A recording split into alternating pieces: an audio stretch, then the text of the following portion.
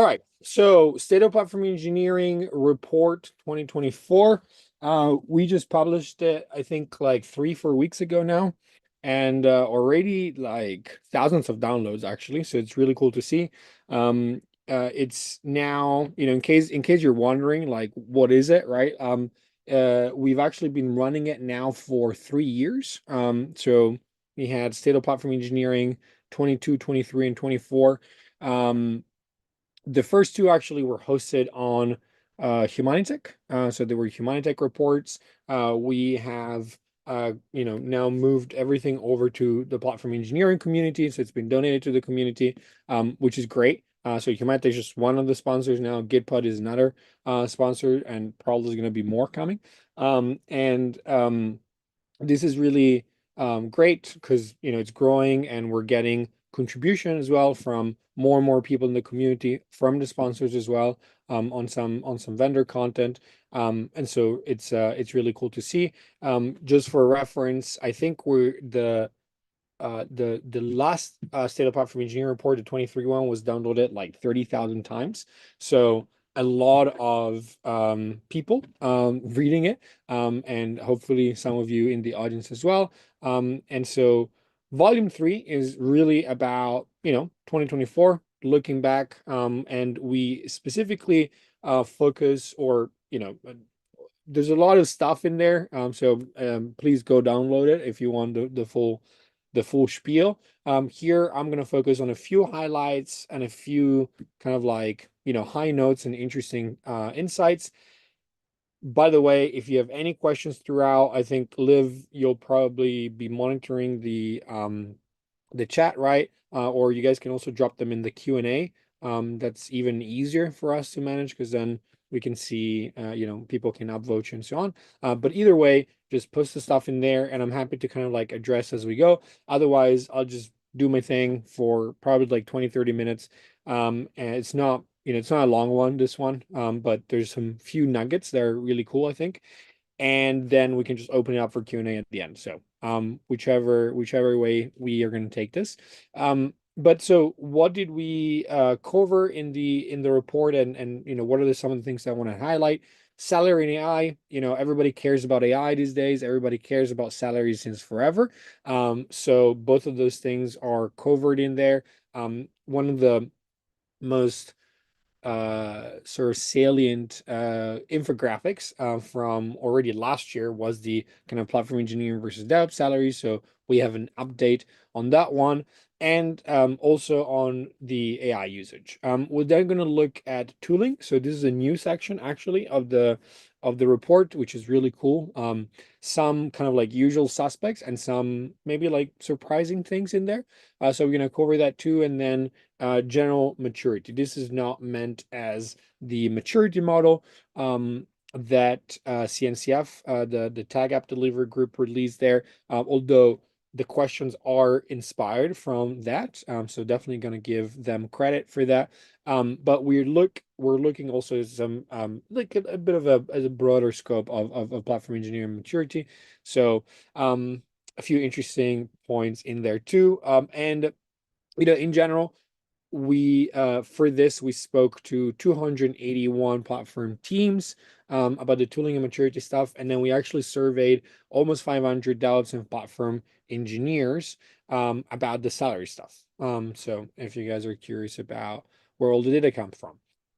Okay, so we actually started the report by taking a general look back at 2024, which I think is always interesting because platform engineering is a very dynamic space that keeps on growing, that keeps on evolving, it keeps on maturing a lot. Frankly, I've been at this for the last 5 years plus, and really like active in the community and building out the space. And I think I'm constantly surprised positively by just how quickly it compounds. There are the report is a good kind of like signal, like at the same frequency every year.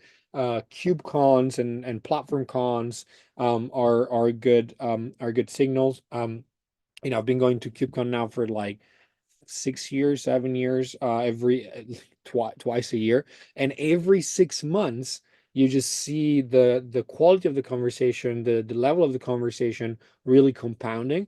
You know, 3 years ago, 4 years ago, I still had to explain basically to everyone that I met what is platform engineering. Then 2 years ago, everybody was really aware of platform engineering because it was already exploding, but they weren't really sure, you know, how to make sense of the landscape. And that's where like sort of like reference architectures in the community came out and started helping with that as a blueprint.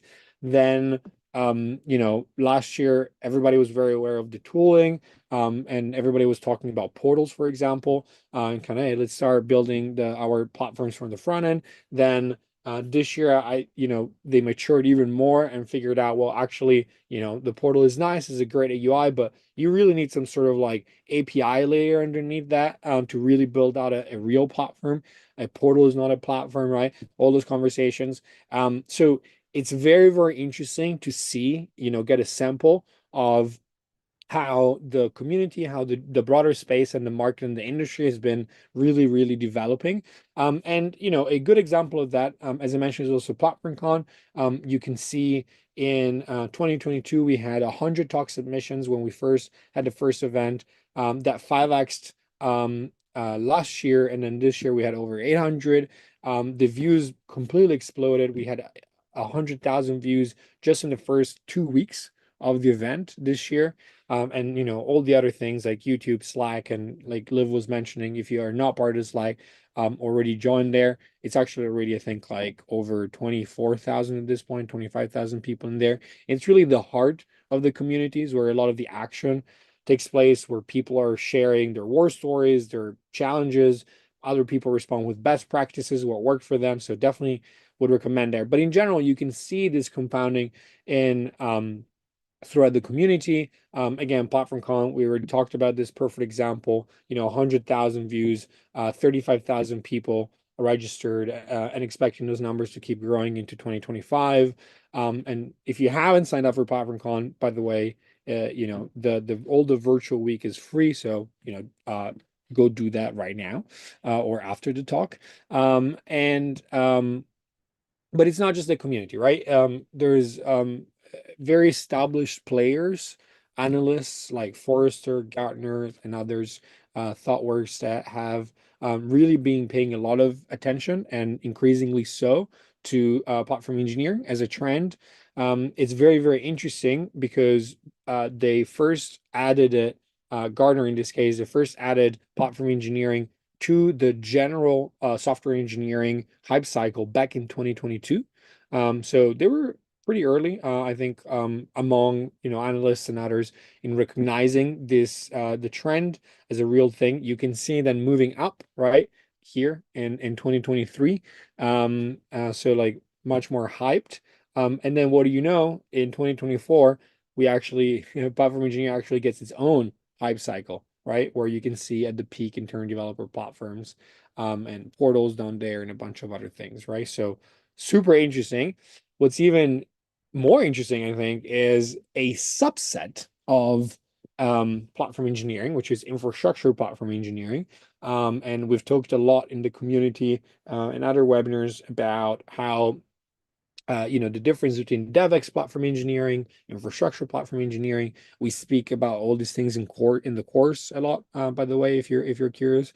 And it's very interesting that a sub-trend effectively of platform engineering, which is the infra platform engineering, um, is also been mentioned, and not once but 7 times in 2024, across obviously all the, you know, infrastructure, SRE stuff, general IT ops things. So super interesting, really. Um, and again, a sign of, you know, this broader trend really developing, really maturing, starting to find its own sub-trend, sub-components, that are really starting to emerge into the mainstream. So very cool to see. And all of this obviously is attracting more and more people, that and obviously generating a lot of demand as well for platform engineers. And that's where we keep seeing a very big gap between DevOps colleagues, counterparts, and platform engineers. about a, 25-30%, I guess, eyeballing it, of delta there, which is actually in line with what we had in 2023. So, the absolute numbers have not grown that much, and the delta is also pretty steady. Which, frankly, if you look at general job market data in the last year, there hasn't been like we're not stagnant, I would say, but we're not in 2021 sort of like crazy growth mode, and sort of like increasing salary 10% a year over year. So we're probably in a healthier economy, I would say, and so the broadly in the US, but also I think globally a little bit less overheated, and that I think reflects in a growth that is not as aggressive. The delta remains very similar. So very interesting reconfirmation of a data point there.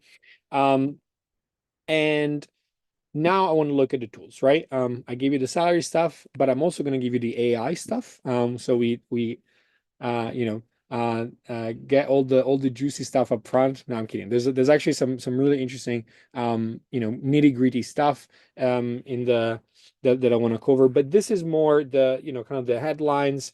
So let's look at that as well. Very interesting that this is also actually very much in line with 2023 data. And so despite obviously AI in the last 12 months having hugely exploded, and especially also in our space, in the infrastructure space, software delivery space, and so on.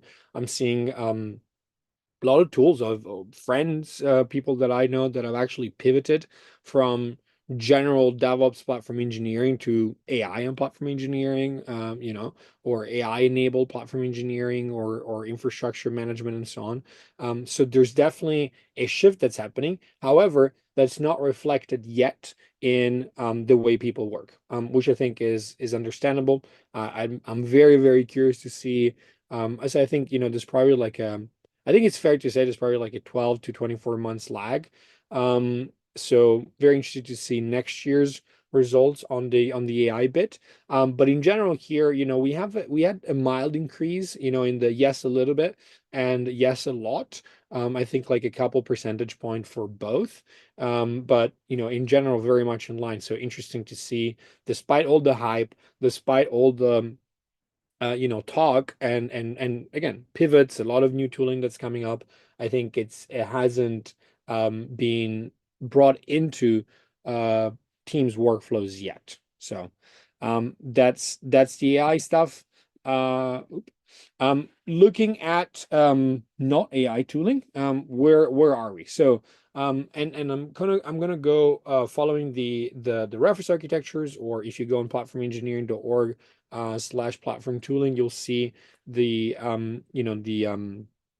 basically the reference architecture based ecosystem, right? And you have the usual planes, the developer control plane, which is really the front end of your internal developer platform, the integration and delivery plane, which is the back end of your platform, and then you have the observability, the security, the resources bit, right? The infrastructure. So we're going to kind of follow a little bit of that. Again, we're just looking at some few highlights here. If you want the full kind of rundown, just download the report.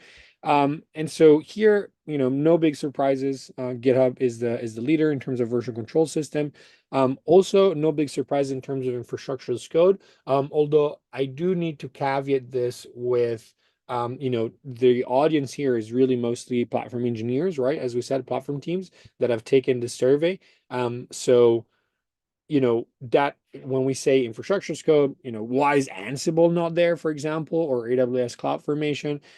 Well, it's because clearly there is a bias here, right? So important to mention that. However, while Terraform is certainly the obvious, leader here, it's, I think, very interesting to see that Pulumi is pretty low here at just 1%. So very interesting to see. Open Tofu has garnered a lot of attention in just a year, basically, pretty much. It's already jumped over at 7%. So very cool to see that the community is kind of like shifting over towards the open source version here. And something that, for those of you that, for example, have attended KubeCon, very active vendor and contributor ecosystem developing around OpenTofu, which is pretty cool. And crossplane also, I think, definitely on the rise, which again speaks to also the general, I think, adoption curve of Kubernetes, as a sort of like a macro trend and tailwind there. So very, very interesting to see that. In terms of portals, no, also, I think no big surprises there. Really, Backstage is the main leader. I will say, by the way, this is our data. Talking to other people in the space, analysts, consultants, people that actually see a lot of implementations of Backstage, and other portals. This number is probably quite conservative. I think it's realistically more in the 80% plus range, in terms of portals is really, Backstage is really the game in town. And but there are vendors popping out: Atlassian, Port, Cortex, um, mostly among the rest. And But as we said many times, what's interesting here is, um, um, there's also, maybe some of you have seen it. There is a big sort of thread in the market around, like, it's called Backstage Backlash. And but you can really, I think, um, sort of generalize that to all portals, really, which again is this idea of like, hey, um, don't start, we spoke a lot on other webinars and other, community destinations about this. But really, building a platform is just like building an application. You need to start from the back end and then go to the front end later, because of short mandates, pressure on platform teams. A lot of platform teams resort to like, hey, let me do a portal first so that I have some pretty dashboard to show to management. That is a mistake. And that is something that we are seeing, and something that we also speak about in the State of Platform Engineering report. You shouldn't, you have to be like, while portals are a very important part of the ecosystem and definitely something that's very valuable for your platform end result, there is a risk, if you just put all your eggs in that portal basket, to actually ultimately get a zero adoption, which is what we see a lot of times. So just a word on that. Skipping over to monitoring and logging, no big surprises here. Prometheus, plus Grafana, of course, usually, it's that over 50%. And then you have Datadog, Dynatrace, all kind of back there. For secrets management, very interesting here. Actually, I was expecting HashiCorp Vault to be number one, but AWS obviously still the huge dog here, so they're pushing their own native solution, and then Snyk for the rest. Again, I just wanted to give you like touch a few things here. I don't want to go too much into detail, but I think, again, don't just download the report if you're interested. There's a lot more stuff there that covers all the different planes. Okay, on to the part that I think is a little bit more interesting, in terms of sparking some thoughts and hopefully some interesting conversation with you all. Platform engineering maturity, not platform maturity model. We asked, first of all, when we talk about maturity, right? Let's also talk about the maturity of the people that we surveyed. Very interesting here to see, once again, despite the space really exploding in the last couple of years in terms of numbers, we have over 200,000 people in the community. if you count the different newsletters, the Slack, the YouTube, all this, platform content, all these different destinations. Yet, it remains a very, very senior space. Platform engineering at the end of the day is not an entry job. And the numbers really speak to that, right? I mean, the fact that you get a quarter of people that have 16 plus years experience is pretty impressive, you know, and the vast majority basically 6 plus, right? So definitely interesting to see that the persona as a platform engineer it remains to be very, very mature. Obviously, I think this is gonna, as this place matures and welcomes less experienced people, by being more standardized as well, using more blueprints and frameworks that can help younger engineers, less experienced engineers, and product people, of course, join the space. I think we're going to see this chart shift over time, but very interesting to see that it's still there. At the same time, though, while you have very experienced individual contributors, right? The average age of the platform team is still very young, right? Compared to other things. Only 13% at 5 years plus, with a huge majority, right? More than half still from 0 to 6 months to up to 1 to 2 years, right? That's still the majority. So again, very experienced people in a very still young space, very quickly evolving. And that's what makes it very exciting. So, because these teams are still so young, I think despite the experience of the individual contributors on these teams, actually there are some interesting anti-patterns, I think that emerge. And so I just wanted to highlight a couple of things here specifically. So when we ask about adoption, and these are actually the four sort of levels that come from the platform maturity model from CNCF. And here you can see so we ask, right, like why and how do users discover and use internal platform and platform capabilities? And you basically have 4 degrees. The most basic one is your kind of like erratic, no coherent strategy, um, pushed top down, right? When we say driven by extrinsic push, often mandated. And then users are drawn to the platform because of intrinsic value, and then participatory with users contributing to the platform, right? So the last two are basically good. The first two are not so good. And obviously that's still the majority, right? And I would say, you know, anecdotally from my end, at the sort of like the mandated, like forcing developers to use things is still the vast majority of cases that I personally see. And so that's, I think, where we are really on the adoption curve.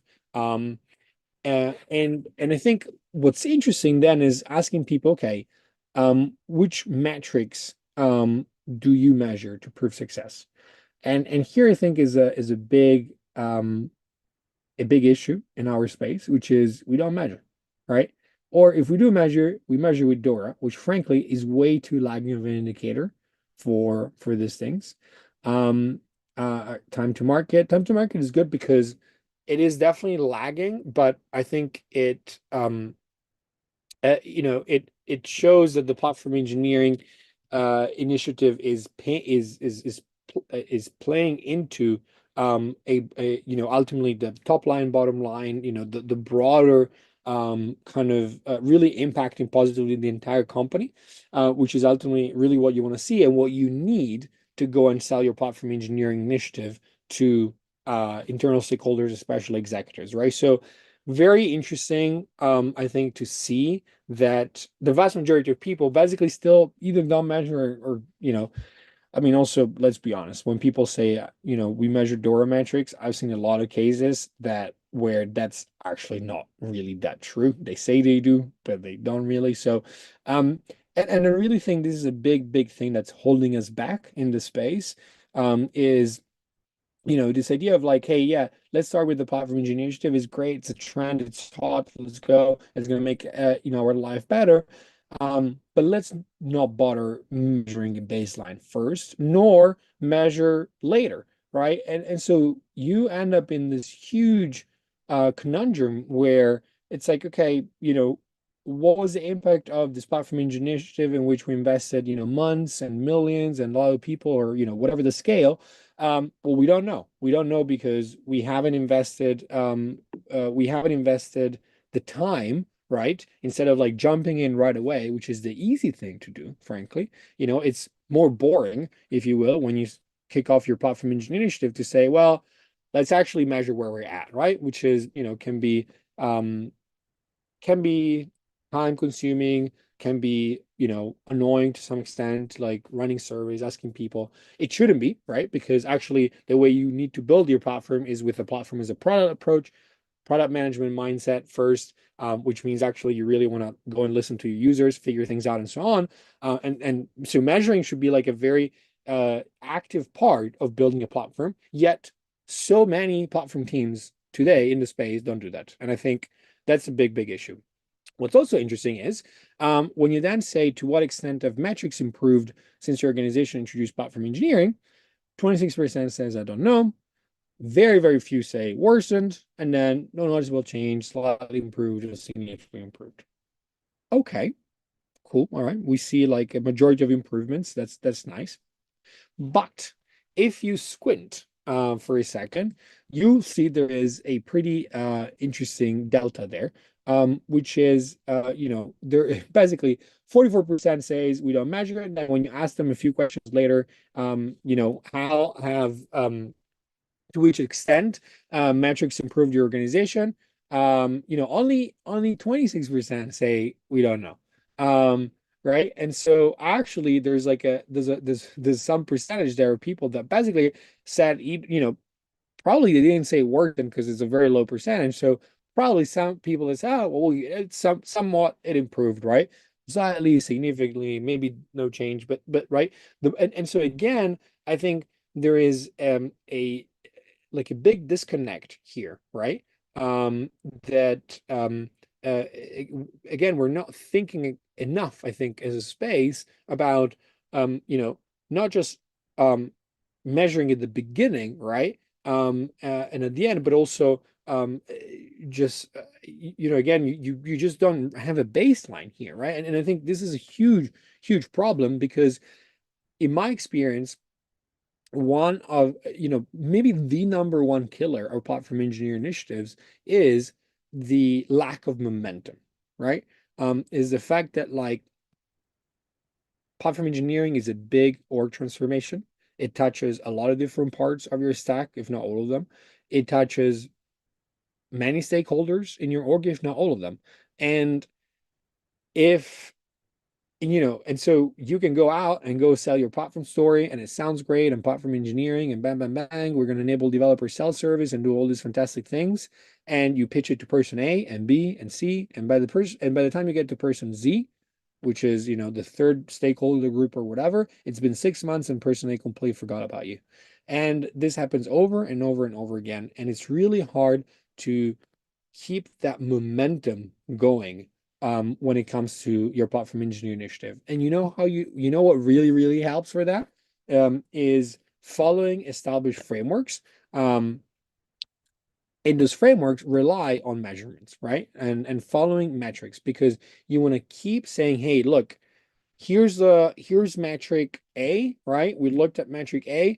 How, how bad is this today? John today needs to wait 3 weeks to get a database provisioned. Um, Amy is spending 50% of her day, fielding ticket ops requests by John and the rest of other development teams, right? Um, so that's a measurement, right? You don't need, in fact, again, as I said, I don't think like stuff like Dora metrics is necessarily what you want to go for at the beginning, especially maybe once your platform engineer is very mature and you have like hundreds or thousands of users across different teams, whatever. But at the beginning, when you need to measure a baseline, it can really be qualitative, right?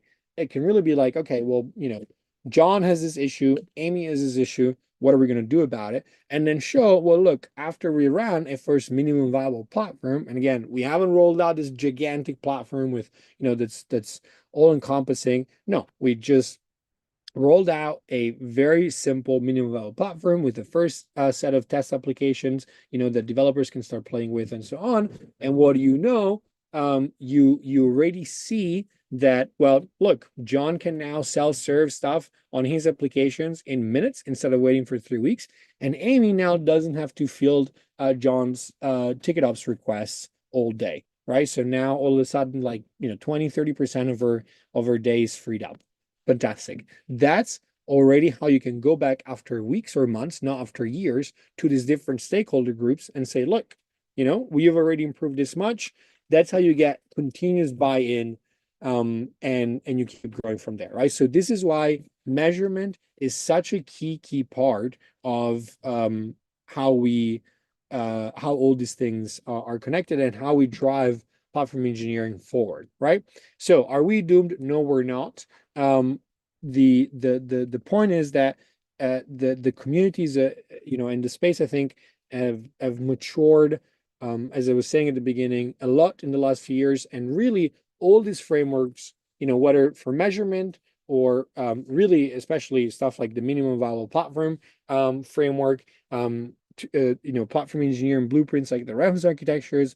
There's now trainings. There's a lot of new things that are popping out in the community that are really helping educating the space, I think, and giving very solid, very concrete tools, beyond the actual tools that you build your platform with, right? But really like frameworks around that, both conceptual and, practical, technical, for people and teams to really drive their platform engineering initiatives forward. And this is incredibly, incredibly important. And I think something that eventually will distinguish this space, the platform engineering space, from, other trends that happened before it, whether it was DevOps, GitOps, all these other things that I think got lost in definitions because every vendor was trying to pull, water to their well. I don't know if that's an expression in English actually, but everybody was trying to tweak the definition slightly, just to favor whatever the product or whatever the thing that they were pushing. There wasn't necessarily like a very strong community that came together on these things. And so I really think that platform engineering is on a very good track to avoid a similar fate in a lot of cases, and really help platform teams with very clear things. So join the community.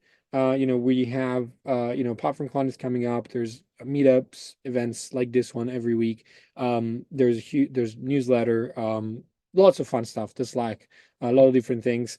And within that, there's some of these initiatives that I mentioned. I'm very proud of a few things here that we recently rolled out. There is an ambassador program that you can find on platformengineering.org, and something that's got a huge response, actually something that you are incredibly actively involved in, and speaking with a lot of people every week, and there's, I think, huge passion there really that I see from the conversations that I've had, which is really cool to see. Obviously we've rolled out these courses, right? The platform engineering certification, there's like 2 courses and a certification, which is frankly, the response has been incredible. It's been now 6 months that we do these things and already certified, well, not certified yet, but already had hundreds of people really taking these courses, which is super cool. And then based off of that, we also developed a whole training curriculum, which is really where we're working with like large teams, large companies, and so on. So very, very proud of all these things, and I think they can really help advance the conversation and platform teams to the next step on the platform engineering journey. And by the way, on the trainings, one last thing that I wanted to mention. This year or next year actually, we're very excited about doing the first like really big live days from PlatformCon. We started this as a virtual thing a few years ago, and now it's really gone hybrid, but with this like very big in-person events both in London and New York at the end of June. And we really keep thinking hard, how do we make things differently? How do we make this not just yet another conference? And so, we have main stage, of course, we have speakers like Gregor Hope, Nikki Watt, Kelsey Hightower, at both these days.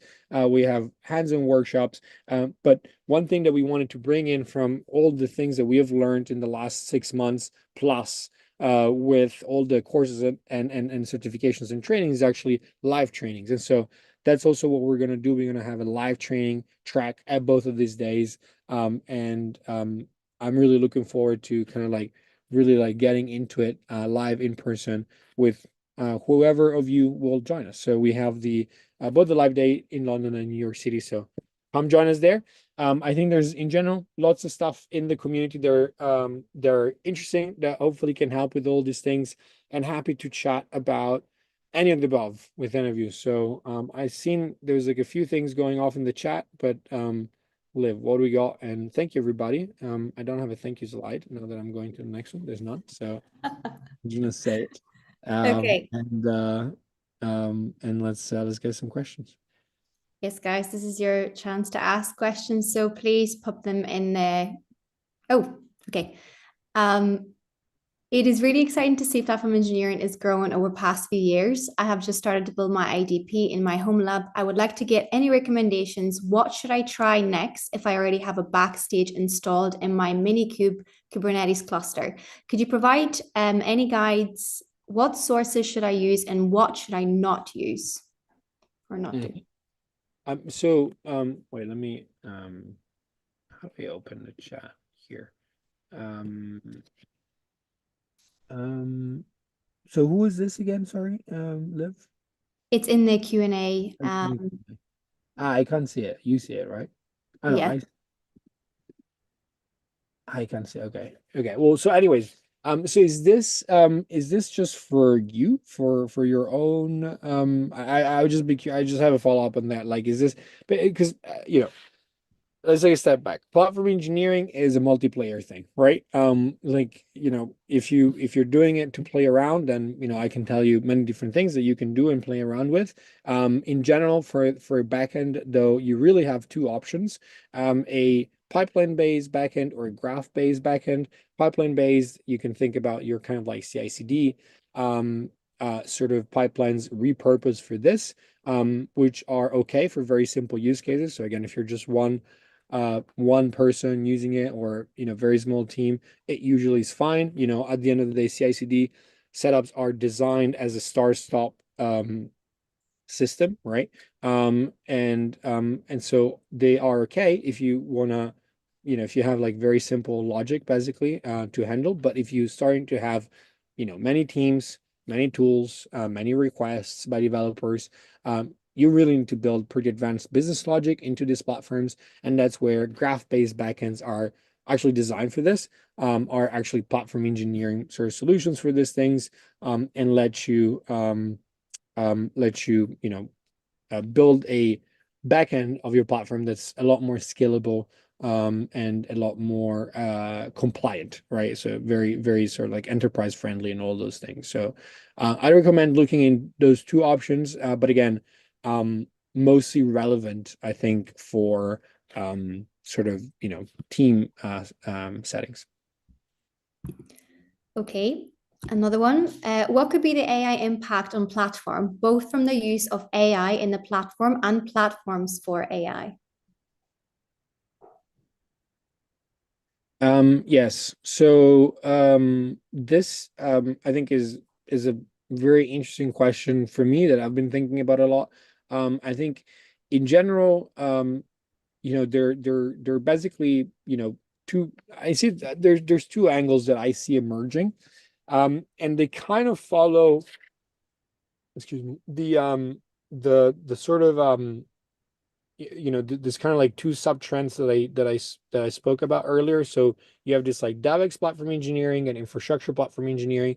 Infrastructure platform engineering is really, again, if you follow your reference architectures, is really about your sort of kind of, backend, and how that backend of the platform also interfaces itself with the underlying infrastructure stack, right? So your cloud setup, your hybrid setup, whatever it is. So and so there, you're starting to see like, infrastructure from code, like so generative infrastructure from code, right? A lot of like automation things, where AI is helping, in all the sort of like the monitoring thing. So all of there's that kind of like that back end part, that I think is quite interesting. And then there's also the front end bit, right? So instead of like obviously having giving developers just like a click ops interface to platforms, or a CLI API, code based, with something like Score, um, you actually just give them a chat interface, right? And then the interesting thing that I've seen there, with a few tools is not only like, hey, you can tell it what to do, but actually, you can have a conversation, right? So you can get feedback back, and kind of like iterate on, provisioning something and so on. So those are some of the things that I think are coming down the line that are quite exciting.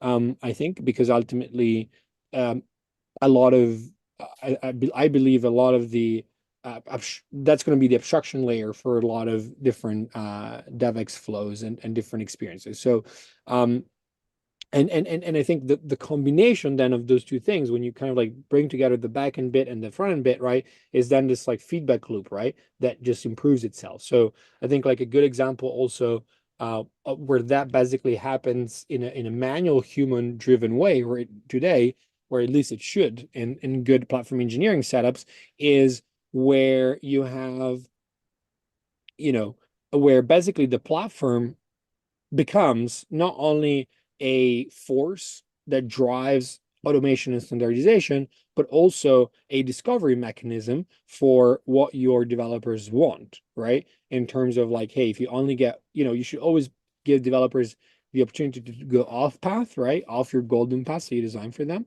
But if they go 1, 2, 3, 10, 20 times off path, then probably that's a new golden path that you want to build for them, right? And that's how the platform becomes this like self-improving, self-discovery mechanism. Now, obviously, that needs to happen with a product manager in between, and a platform team that again takes a platform as a product approach and iterates on the platform throughout its life cycle. But that you can think of that actually also eventually being automated, right? When you have both the backend and the front end, kind of like AI driven, you could also have a continuous improvement on the platform, based on how users interact with it. Okay, we've got another one from Irshad. Could you suggest me some project-based training with hands-on for Terraform, Azure, and Kubernetes? Project-based training for um, you know, the reality is, I've been very focused on the trainings that we rolled out now. I and this is something that in the community, we are so, what we have done until now is basically focusing really on sort of like the core track of platform engineering when it comes to the courses, to the trainings. What we're going to do next year is actually really expand this to be an entire ecosystem that's going to include different deep dives in all those things that you mentioned. And so I'm starting to, speak to people and explore and see what's out there. Frankly, there's not much. So I can't really point. I'm sure that like, Terraform has, HashiCorp has their own like academy or whatever. But when you start like mixing those different things together, there's not really much out there. In fact, I would say even when it comes to, senior consultants and so on, there's a huge shortage in the market, I think, of people that can actually speak well and with experience about those things. And so I think, that's what we're going to build out. I don't really think there's much out there right now. There's some Udemy courses here and there, but when it comes to like really high level trainings, there's really not much. Okay, we've got our last one here. I have a 3 years experience in DevOps engineer and a hybrid cloud as well. So now how I consider the platform engineer architecture and its tier. I think is a great next step if you want to get into platform engineering. I think you probably have, all the basic foundations in terms of tooling knowledge, your IAC, your Kubernetes, whatever it is, right? To go into it. I think the key thing to understand here when it comes to DevOps versus platform engineering and how to move from one to the next, I really think about it along two main vectors. One is the your communication skills, basically, right? I like to say when you if you let's say you plotted a timeline, basically, right? So your x-axis is time and your y-axis is communication skill, right? From like very low to like very good. If you plotted your kind of like sysadmin to sort of like your whatever your DevOps engineer, cloud ops, and then like whatever the latest sort of like hot thing, and however you want to order them. But the point is, like, platform engineer would be on the top right of that graph, and you probably get like a sort of like 45 degrees or whatever, kind of like sloping line upwards. Because over the years, I think, sysadmin in some cases was just like living in a basement downstairs, and you had this like sort of like throw over the fence thing, right? 20 years ago, and then that improved over time. But I think there's really been like a huge jump when it comes to platform engineering, because as a platform engineer, whether you really need to be able to um, communicate and listen to all these different stakeholders, because again, platforms touch all these different parts of the organization. You need to have somebody that is really good at listening to developers, especially on the DevOps platform engineering side of things, that is listening very well to infrastructure and operations team on the infra platform engineering side of things, right? And is like building a product that iterates on their feedback, iterates on their requests, and actually make sure that is addressing everybody's needs and concerns, right? And obviously, you need to sell up and down, both to your users to drive adoption, but also to your executives to get executive support and buy-in. So that's really important from a I think like skill set perspective. And the other thing that's like deeply connected to that is what I mentioned a couple of times in this webinar, which is platform as a product, right? Platform as a this product mindset, I believe, is really the key difference, right? Shifting from a DevOps background to a platform engineering sort of role. Why? Because I think a lot of, and this is one of the, I think one of the issues that I see is basically, companies just rebranding DevOps teams to platform teams because it's cool. But at the end of the day, they're not taking this product first approach, right? So they're treating building a platform just like any other infrastructure sort of project, which is like maybe like a 6 months, 12 months, whatever, one and done, and then you move on. And this is exactly how not to do platform engineering. Platform engineering is about building a product. A product has its life cycle, has effectively its own go-to market within the market, which is your internal market, right? Like your customers or your developers. And so you really need to treat it that way. And I think that's one of the things um, that I see a lot of DevOps teams, DevOps engineers struggle with the most. And frankly, that's, a big driver for all the courses that we do, all the trainings is actually, upskilling, but not necessarily upskilling from a technical perspective, but really from a product management and product thinking perspective. A lot of DevOps teams, a lot of DevOps engineers into platform engineers and platform teams. Okay, we've got one more. Yeah, going. Okay. Can you provide some insights on pipelines processes. I have heard developers complain about the pipeline taking too long and also the portability of local development to shared CI/CD process, causing friction on time to deliver value to the business. Is there a tool or practice that helps smoothly transition from local to production environments based on your experience? Yeah, so I mean, there's a couple of things there, right? Like one is and, I mean, this is why we created Score, to be honest, right? We open source Score. It's now part of like CNCF. It's a workload specification, right? Which is a platform agnostic workload specification. And what that means is a bit of a mouthful. But what that means is that it lets developers specify what they need in an abstract way, right? So you don't have to worry about the implementation details, whether you're local or whether you are, on a shared cloud environment. And so, and so I think that type of interface is and kind of like thinking applied to interfaces and DevX flows is very, very important in our space, because that's how to your point, you kind of like streamline that experience, right? So in Score, as an example, you just say, hey, I have a workload. This workload needs a DNS, it needs a Postgres, whatever. Crucially, and then that can be translated to, a Docker Compose file on local. It can be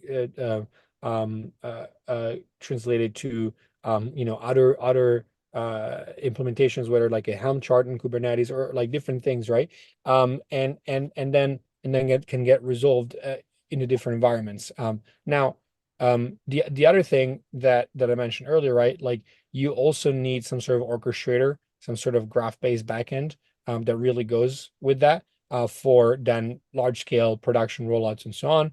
Otherwise, to your point, you get stuck into this kind of like pipeline-based world, which is okay for very simple use cases. It really doesn't scale for more complex architectures, and so having those two pieces together, I think can be a very powerful thing to like smoothly go from uh, a local to shared and then to like really enterprise grade uh, platform experience. Okay, I think that's all the questions. Well, actually, no, one short one. Is P supported by AWS? Yeah. There you go. Yeah, I mean, so one of the key advantages about platform engineering done right, is that it actually allows you to be cloud agnostic, right? It doesn't really, if you have like a good platform, again with a good backend, that backend not only allows you to plug and play different front ends, right? So a portal, a code-based interface, a CLI, API first, whatever it is, right? It also allows you to, because you abstracted basically the underlying infrastructure, right? You can then jump between one piece to the next, right? So you can quickly consume, GCP, AWS, Azure, whatever it is, right? So that's one of the key advantages. But of course, platform engineering can be done on individual cloud, multi-cloud, hybrid, which is frankly the vast majority of use cases that we see. Just because every enterprise especially was like, hey, we all need to go to the cloud, and then like halfway through we're like, well, actually we probably want to keep something on-prem, and so everybody's kind of like on this hybrid setup, and that's really what platform engineering is optimized to do, right? Is to help you drive standardization, drive automation by design across different teams, different workflows, and different regardless of where you're running, basically. Okay, that was the last question. So, guys, we're going to have to wrap it up here, but you can reach Luca on Slack in case you have any more questions. Um, yeah, that's Yeah. everything. On So, Slack, I think for those of you that are already on the Slack, you probably already seen me. I probably already said hi. So come say hi there.